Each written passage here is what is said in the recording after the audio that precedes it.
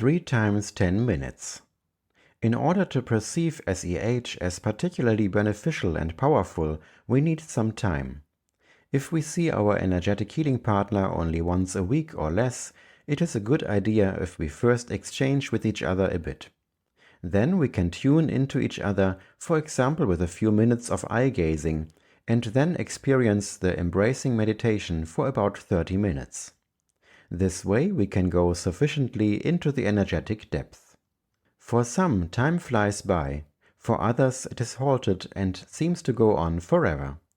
In both cases, it can be helpful for focus if we divide our time into 3 phases of equal length, for example using my free meditation timer app, which you can find in the Google Play Store under Light Circle Meditations.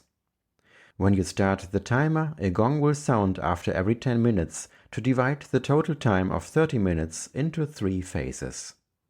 We can use this division, for example, in a very practical way for changing our body positions. SEH can be experienced frontally to each other or also behind each other, either sitting, standing or lying.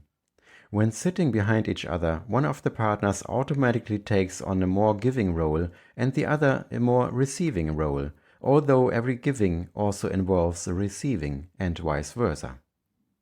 As described for the Light Circle Meditations, instructions in the app or in my book We Are Family, we could focus on mutual forgiveness in the first phase, gratitude for each other in the second phase, and giving and receiving love and light together in the third.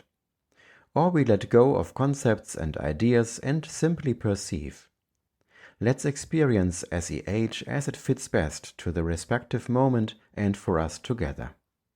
If a structure or a certain theme helps us to focus, then we create it.